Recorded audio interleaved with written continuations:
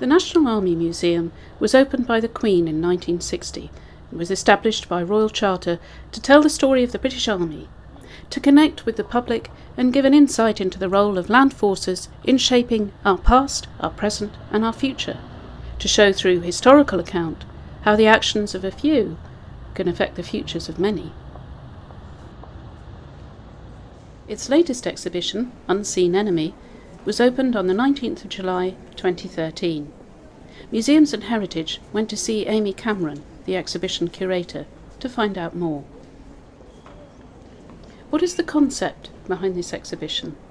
Unseen Enemy focuses on the stories of the men and women who deal with improvised explosive devices on a daily basis in Afghanistan, and it also looks at the medical teams who deal with the effects of those devices on people.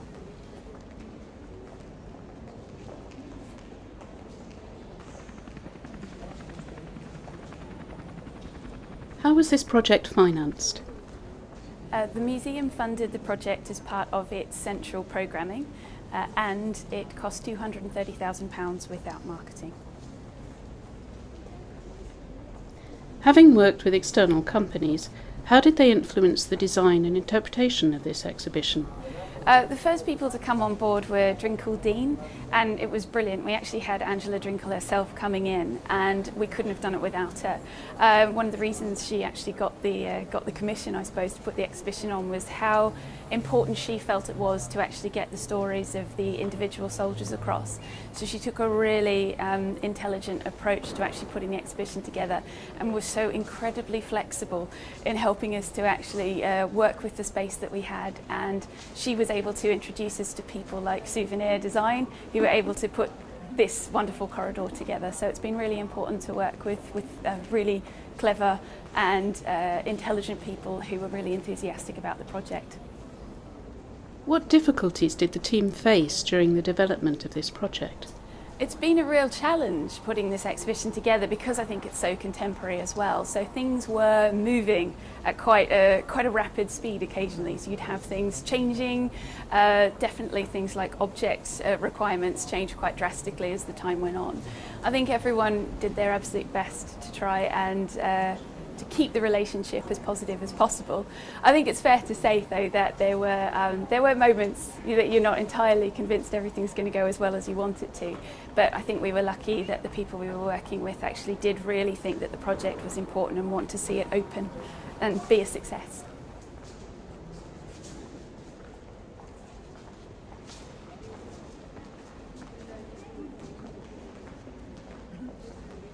The exhibition uses real-life accounts.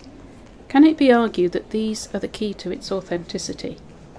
I would absolutely argue that to tell the stories, we need the people themselves to actually use their words is absolutely important. I think it's really important for the visitor experience to try and actually understand what it's like. And the people who are best qualified to tell you what it's like are the people who do that job. And that's been really important. We've had the opportunity to record over 100 hours of oral history interviews, and you'll get a small fraction of those if you come to the exhibition itself. There's actually more available on the website as well, which is important. But if you really want to understand what it's like, speak to those people, because they were upfront about it, they were honest about their experiences, passionate about the job they do. They can tell you some of the most emotional things you'll ever hear, some of the most humorous things you'll ever hear, and it's always real. And I think that's a really important thing for us to focus on as a museum. The exhibition is divided into 3 areas: Unseen Enemy, Threat to Afghanistan, and the impact of IEDs. What will visitors learn in each of these sections? The first section concentrates on the improvised explosive device itself. So we actually introduce the device and try and explain what it is that people are hearing about on the news on a regular basis. We also look at its historical context. It's not something that just emerged in Afghanistan. However, the second section of the exhibition does very much focus on the threat in Afghanistan. So what we do is look at the experience of the ordinary, regular ground troop. We also look at their training and how we equip those soldiers to deal with the threat. and also focuses on the specialists who deal with these devices, so the ones who go out searching for the devices, but also those who are actually qualified to render them safe and make sure they don't have any impact on people. However, the sad fact is the third section of the exhibition is about the impact on human beings of the improvised explosive device. So we're focusing on the medical teams who actually have to deal with those human stories. We're also looking at the full pathway of recovery from point of injury until your rehabilitation and your return to the UK society. What support did the museum have in building this collection? It would be fair to say that despite the enormous collections that the National Army Museum holds, our collection focuses not on bomb disposal kit and equipment, so we could not have done it without the support of places like the Army. We've even had support from the Imperial War Museum and from the Crime Museum. We've also had lots of support from individual donors as well, so without those loans we wouldn't have had an exhibition with objects in it, so really important. Combat Monkey is a really important object that's been loaned to us for the collection. The donor, or loaner rather, is Corporal Lee Charlton. He actually was a bomb disposal number 2, and this is his good luck charm which he used with his team. So Combat Monkey's been around the world. He's been to Afghanistan. Combat Monkey is now wearing a combat jacket which was made for him specially on his return from Afghanistan, his safe return. It was an honour he'd earned. He's also wearing a bomb disposal badge on the back, and if you come round the front you'll notice that he's also wearing an American bomb disposal badge, and that's come from a subsequent tour he's done of training with American bomb disposal teams in America. Really important sort of object for us in that it shows, although we've got all these wonderfully technological things in the rest of the museum, and it's a wonderfully technological enterprise they're going on, you've got these things. A soft toy becomes so important emotionally to help support the soldiers and keep up their morale, and that's a really important object in the story for us to tell. The use of technology is increasingly important in museums to enhance the visitor's experience. How has it been incorporated into this exhibition?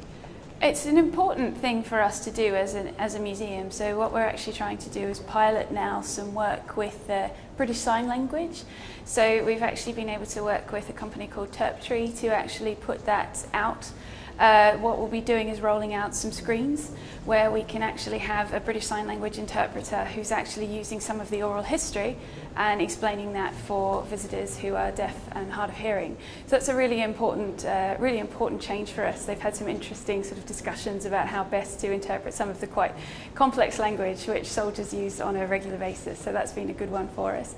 We're also working with a company called Vocalize to actually develop an audio description tour for the exhibition, so that something that is quite visual, things like the Afghan corridor, are actually made more accessible for people, and that's also been a really interesting challenge apparently in developing that, so we're looking forward to seeing the results of those projects very soon.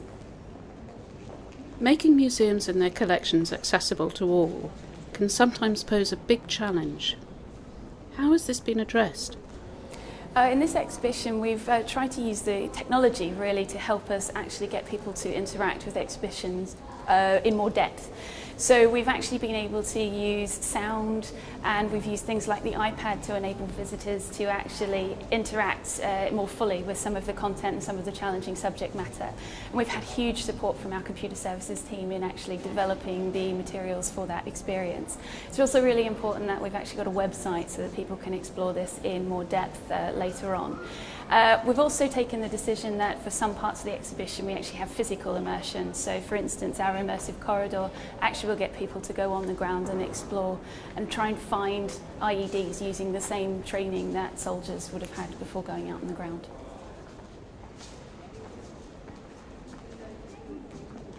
The Unseen Enemy is a free exhibition at the National Army Museum. It runs until the 31st of March 2014.